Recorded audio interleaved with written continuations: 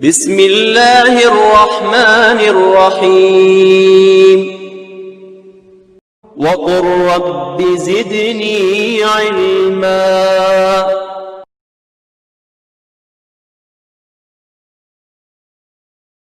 الحمد للہ رب العالمین والصلاة والسلام علی قائد الغر المحجلین نبینا محمد وعلی آلہ وصحبہ اجمعین وبعد۔ محترم بھائیو اور بہنوں، السلام علیکم ورحمۃ اللہ وبرکاتہ۔ ایک ذہنی بیماری ہے جو عجیب طریقے سے مسلم سماج میں عام ہو چکی ہے۔ یہ بیماری واقعی عجیب ہے۔ اس بیماری کا نام ہے لوگ کیا کہیں گے۔ جی ہاں، لوگ کیا کہیں گے۔ کسی اچھے کام کو چھوڑ دینا یا کسی برے کام اور رواج کو اپنانا محض اس لیے کہ لوگ کیا کہیں گے، یہ غلط ہے۔ اگر ہم کوئی کام کرنا چاہتے ہیں جو اچھا ہے، جائز ہے، درست ہے، تو کسی کی پرواہ مت کریں، کر گزریں۔ ملامت گروں کی ملامت کو خاطر میں نہ لائیں۔ یہ نہ سوچیں کہ لوگ کیا کہیں گے۔ اور اگر کوئی کام کرنا چاہتے ہیں جو کام اچھا نہیں ہے، برا ہے، ناجائز ہے، حرام ہے، جس میں ہماری توہین ہے، ہمارے خاندان کی توہین ہے، ہماری بدنامی ہے، ہمارے خاندان کی بدنامی ہے، تو اسے مت کریں، چاہے پوری دنیا اسے کرنے کے لیے بدید ہو، چاہے پوری دنیا اسے اچھا سمجھ رہی ہو۔ اور یہ نہ سوچیں کہ لوگ کیا کہیں گے۔ تاریخ گواہ ہے کہ جب بھی کسی شخص نے کوئی بھی اچھا سے اچھا کام کیا تو اس کے ارادہ سے لے کر اس کام کی تکمیل تک، اس کام کے پورا ہونے تک لوگ اس پر ہنسے، اس کا مذاق اڑایا، لیکن کامیاب وہی ہوئے جو لوگوں کی باتوں کی پرواہ کیے بغیر اپنے کام میں لگے رہے۔ ایک چھوٹی سی مثال ہم آپ کی خدمت میں پیش کرنا چاہیں گے۔ علم سے متعلق یہ مثال ہے۔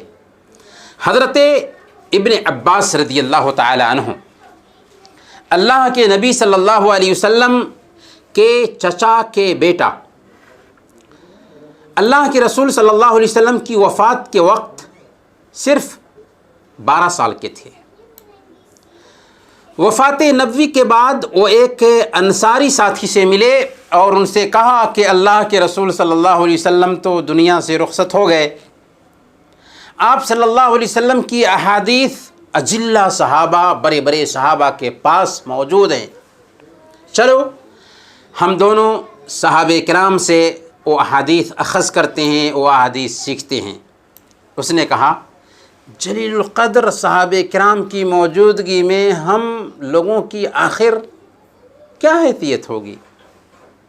یہ بات اصل میں ہمت پست کرنے والی تھی، لیکن حضرت ابن عباس رضی اللہ تعالی عنہما نے ہمت نہ ہاری اور اکیلے دین سیکھنے میں لگ گئے اور اس انصاری صحابی کو نظر انداز کیا، یہاں تک کہ صحابہ کی موجودگی میں بہت بڑے عالم اور فقیہ بن گئے۔ تب اس انصاری صحابی نے کہا تھا، کان الرجل اعقل منی، یہ آدمی مجھ سے زیادہ چالاک نکلا۔ سائنسدانوں کی دنیا سے ایک اور مثال ہم آپ کی خدمت میں پیش کرنا چاہیں گے۔ رائٹ برادرز جو ہوائی جہاز بنانے والا ہے، ہوائی جہاز کا موجد ہے، جب اس نے ہوائی جہاز بنانے کا ارادہ ظاہر کیا تو انہیں پوری دنیا نے پاگل کہا کہ آخر انسان کیسے ہوا میں اڑ سکتا ہے، ایسا کیسے ممکن ہوگا؟ یہاں تک کہ اس کے باپ نے کہا کہ کیوں میرا پیسہ برباد کر رہے ہو؟ لیکن وہ لوگوں کی باتوں پر توجہ دینے کی بجائے اپنے کام میں جھٹا رہا، اپنے کام میں لگا رہا، یہاں تک کہ ہوائی جہاز کی ایجاد کی، ہوائی جہاز بنانے میں کامیاب ہو گیا، اور آج اس کا نام تاریخ میں سنہرے حروف میں لکھا ہوا ملتا ہے۔ گویا اچھے کاموں میں اس بات کی پرواہ نہیں کرنی چاہیے کہ لوگ کیا کہیں گے۔ کام اچھا ہے تو کر گزرو، ملامت گروں کی ملامت کی پرواہ مت کرو۔ محترم ناظرین، لوگ کیا کہیں گے؟ جی ہاں، لوگ کیا کہیں گے، یہ فلسفہ دین کے راستے میں بھی بہت بڑی رکاوٹ بنتا ہے۔ جب دین پر چلنے کی بات آتی ہے تو سماجی دباؤ میں ایک آدمی سوچتا ہے کہ دین کی بات ہے تو سچ ہی ہے، مجھے اس پر یقین بھی ہے، لیکن لوگ کیا کہیں گے، برادری کیا کہے گی، سماج کیا کہے گا، دوست یار کیا کہیں گے۔ نوٹ کیجئے، ایسا آدمی گمراہ ہے، گمراہی کے راستے پر چل رہا ہے، لوگوں کے ڈر سے شریعت پر عمل نہیں کر رہا ہے۔ ایسا آدمی مکمل اندھیرے میں ہے، گمراہی میں ہے، ضلالت میں ہے، اس کے پاس اپنی سوچ نہیں، وہ لوگوں کی رائے پر زندہ ہے۔ اس دنیا میں ہم اللہ کے غلام ہیں، اللہ کے بندے ہیں، اس زمین پر اسی کا قانون چلنا چاہیے۔ روایت کے لیے یہاں پر کوئی جگہ نہیں ہے، رسم و رواج جو دین سے ٹکرائے، دین سے متصادم ہو، اس کی کوئی اہمیت نہیں۔ محترم ناظرین، لوگ کیا کہیں گے، لوگ کیا کہیں گے، یہ فقرہ ہماری شریعت کے لیے کتنا خطرناک ہے۔ آئیے ہم اپنے پریکٹیکل لائف سے کچھ مثالیں پیش کرتے ہیں، کچھ مثالوں کا ذکر کرتے ہیں تاکہ یہ مسئلہ بالکل کھل کر کے ہمارے سامنے آ سکے۔ بہت سے لوگ نمازوں میں غلطیاں کرتے ہیں، نماز کا طریقہ انہیں معلوم نہیں ہوتا، نماز کی دعائیں الٹی سیدھی پڑھتے ہیں، عمر کا اچھا خاصا وقت گزر گیا اور ابھی تک قرآن پڑھنا نہیں جانتے۔ جب ان سے کہا جاتا ہے کہ نماز کا طریقہ سیکھ لیجئے، قرآن پڑھنا سیکھ لیجئے، تو کیا کہتے ہیں؟ وہ کہتے ہیں کہ اس عمر میں قرآن پڑھنے جائیں گے تو لوگ کیا کہیں گے، لوگ کیا کہیں گے۔ گویا کہ لوگوں سے شرم آتی ہے اور اللہ سے شرم نہیں، اس کے دین سے شرم نہیں، نبی پاک صلی اللہ علیہ وسلم کی تعلیم سیکھنے کی طرف دھیان نہیں دیا، اس سے شرم نہیں۔ لوگ جو چاہیں کہیں، لیکن آپ کی ذمہ داری بنتی ہے کہ آپ دین سیکھیں، ورنہ جہالت کی زندگی سے بہتر ایک انسان کے لیے موت ہے۔ اللہ کے واسطے اس شرم کی وادی سے نکلیے اور جہالت کی موت مرنے کی بجائے علم سیکھنے پر دھیان دیجیے۔ دین سیکھنا عیب نہیں، نہ سیکھنا عیب ہے۔ گویا کہ یہ سوچنا کہ اس عمر میں دین سیکھیں گے تو لوگ کیا کہیں گے، جہالت ہے، گمراہی ہے۔ اصل بات یہ ہے کہ دین سیکھنے کے لیے کوئی وقت طے نہیں ہے۔ صحابہ کرام نے 80 سال کی عمر میں دین سیکھا تھا، 70 سال کی عمر میں دین سیکھا تھا، 50 سال کی عمر میں دین سیکھا تھا، 20 سال کی عمر میں دین سیکھا تھا، اور 7 سال کی عمر میں بھی دین سیکھا تھا۔ دوسرے نمبر پر حلیہ اور لباس میں دیکھیں کہ ہمارے کتنے نوجوان اس لیے داڑھی نہیں رکھتے کہ لوگ کیا کہیں گے یا دوست کیا کہیں گے۔ کئی بہنیں صرف سماج کے فیشن کے لیے پردہ نہیں کرتی کہ سہیلیاں کیا کہیں گی، لوگ کیا کہیں گے، عورتیں کیا کہیں گی۔ ایک آدمی پینٹ ٹخنوں سے نیچے پہن کر کے چل رہا ہوتا ہے، اس سے کہا جاتا ہے کہ پینٹ ٹخنوں سے اوپر کر لو، کیونکہ پینٹ ٹخنوں سے نیچے کرنا منع ہے۔ تو وہ کہتا ہے تم تو صحیح کہتے ہو لیکن دوست مذاق اڑاتے ہیں، دوست برا سمجھتے ہیں، لوگ کیا کہیں گے۔ شادی بیاہ کے موقع پر بہت سارے رسم و رواج ہمارے سماج میں عام ہیں۔ منگنی ہوتی ہے، مہندی کی رسم ہوتی ہے، جہیز کے تکلفات ہوتے ہیں، بارات ہوتی ہے، گانے بجانے ہوتے ہیں، مختلف طرح کے لین دین ہوتے ہیں۔ اگر ان کو جو ایسا کرتے ہیں اس کام پر ٹوکا جائے تو کیا کہیں گے؟ میں تو اسے غلط سمجھتا ہوں، لیکن سماج میں رہنا ہے، لوگ کیا کہیں گے؟ جی ہاں، لوگ کیا کہیں گے؟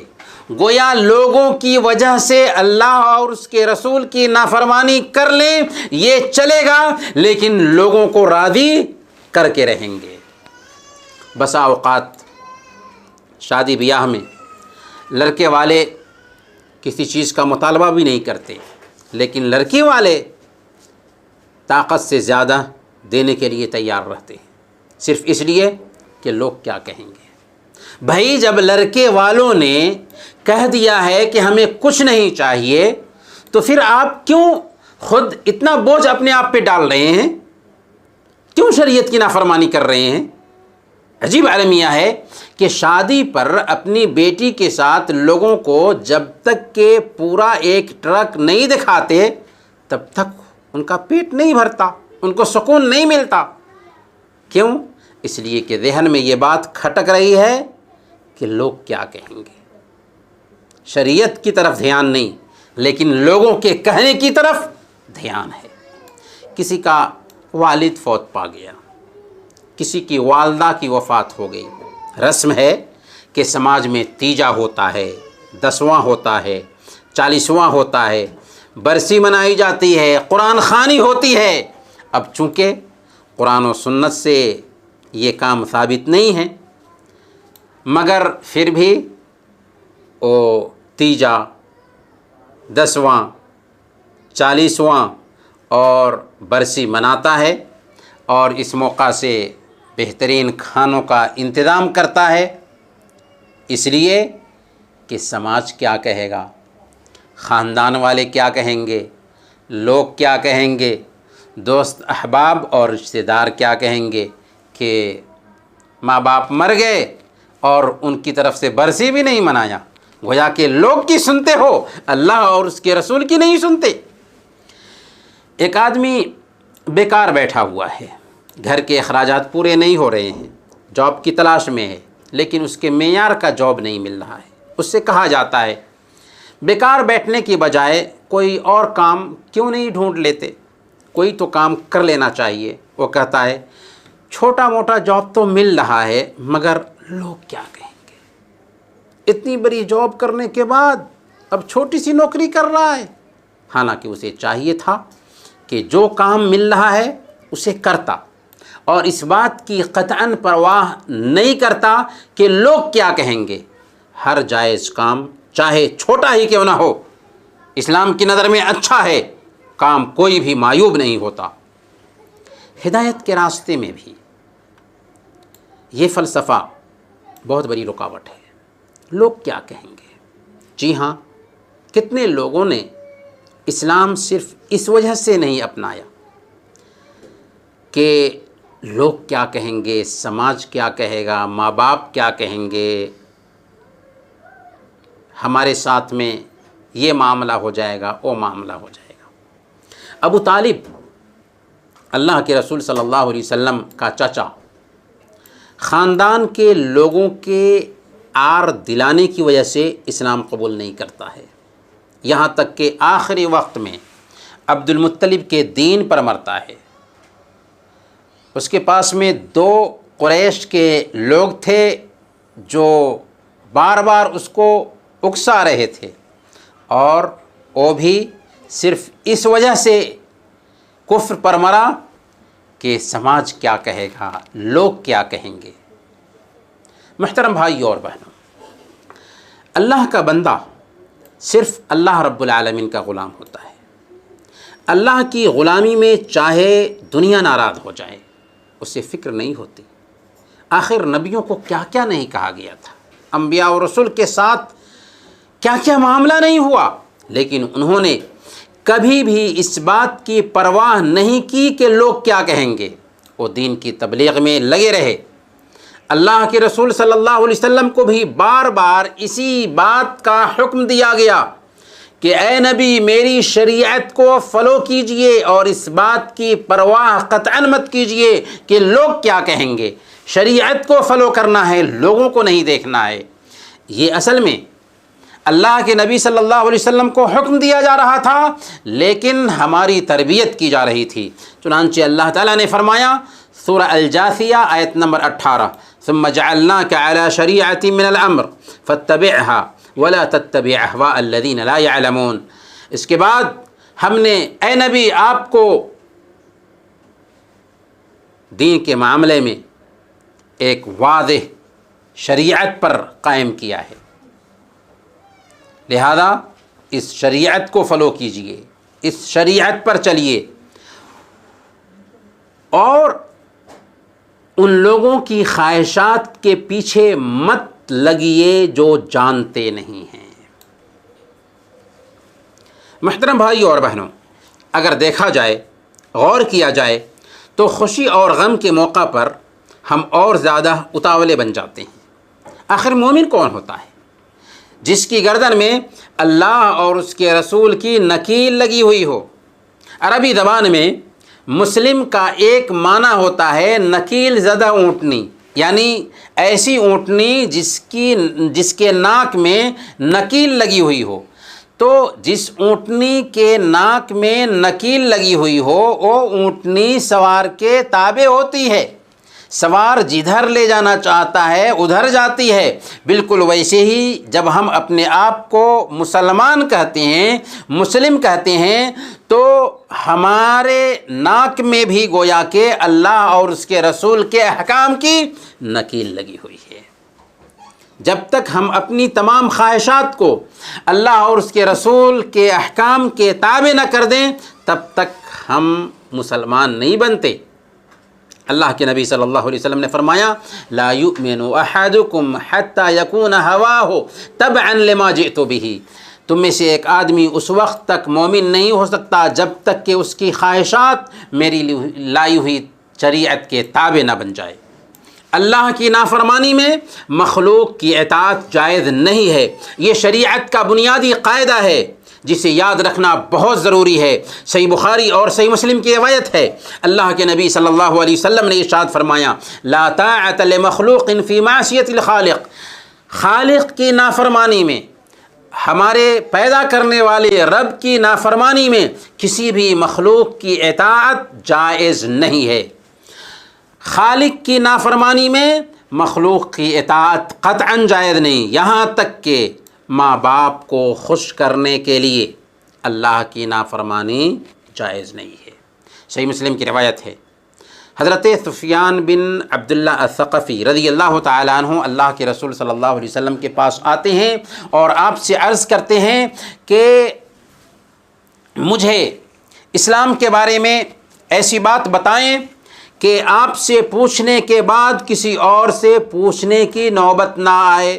آپ صلی اللہ علیہ وسلم نے فرمایا قل آمنت باللہ ثم استقم، کہو کہ میں اللہ پر ایمان لایا اور پھر ڈٹ جاؤ اور پھر اس پر استقامت برتو، یعنی اللہ پر ایمان لانے کے بعد کسی دباؤ کا مظاہرہ نہ کرو، دین پر جم جاؤ، ہنسنے والے کی پرواہ مت کرو، ملامت گروں کی ملامت پر دھیان مت دو۔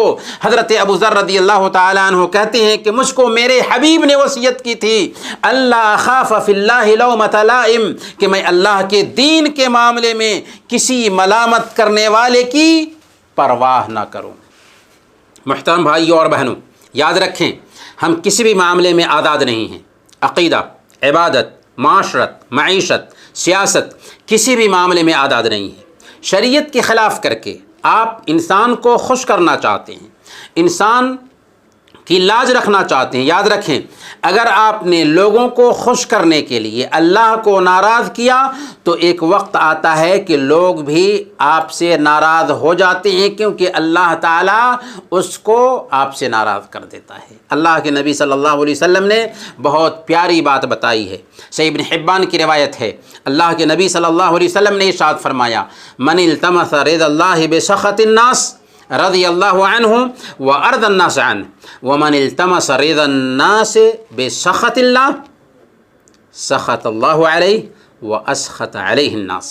جس آدمی نے اللہ کو راضی کرنے کے لیے کسی انسان کو ناراض کیا تو اللہ اس سے راضی ہو جاتا ہے اور اس انسان کو بھی راضی کر دیتا ہے، اور جس آدمی نے کسی انسان کو خوش کرنے کے لیے اللہ کو ناراض کیا تو اللہ اس سے ناراض ہو جاتا ہے اور لوگ بھی اس سے ناراض ہو جاتے ہیں۔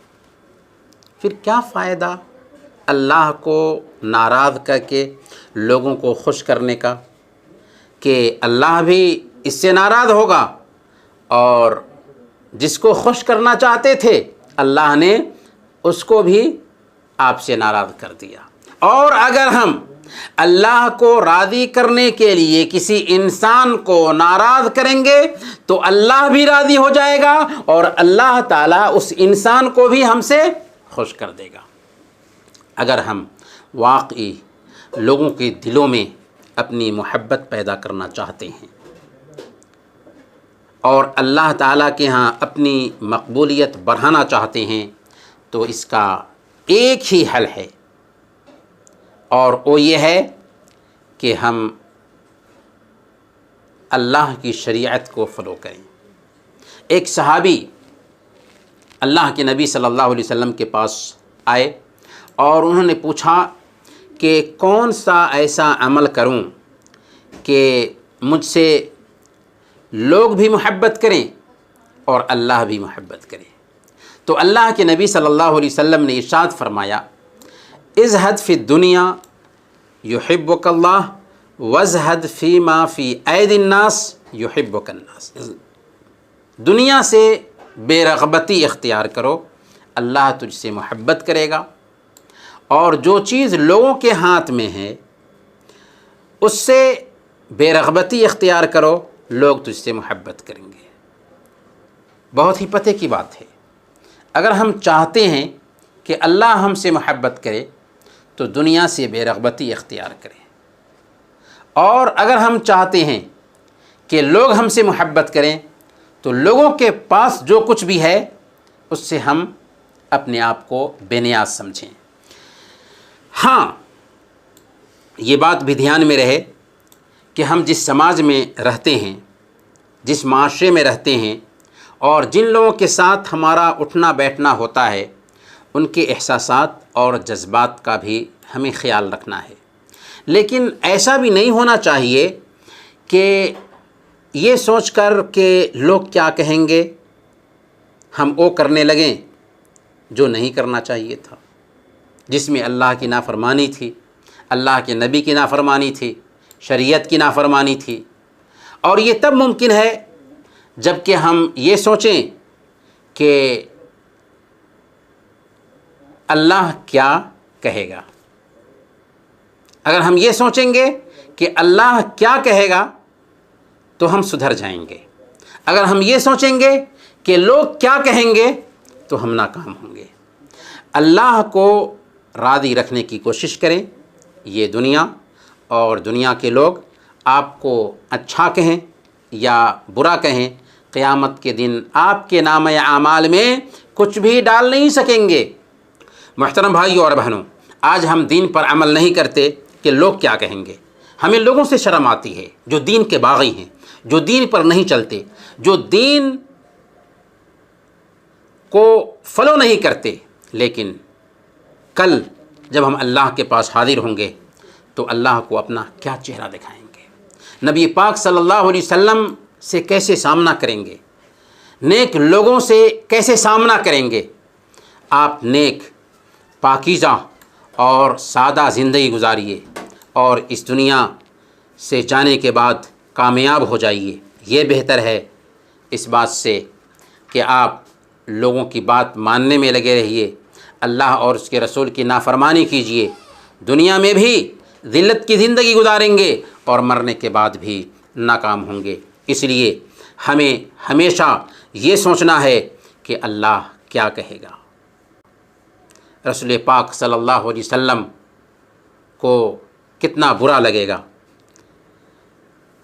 کیونکہ اگر ہم معیار بنائیں گے لوگ کیا کہیں گے تو ہم ناکام ہوں گے، دنیا میں بھی ناکام ہوں گے اور آخرت میں بھی ناکام ہوں گے۔ اس لیے ہمیشہ ہمیں شریعت کی تابعداری کرنی ہے۔ اللہ تعالیٰ سے دعا ہے کہ اللہ تعالیٰ ہم سب کو قرآن اور حدیث کے مطابق زندگی گزارنے کی توفیق عطا فرمائے، آمین۔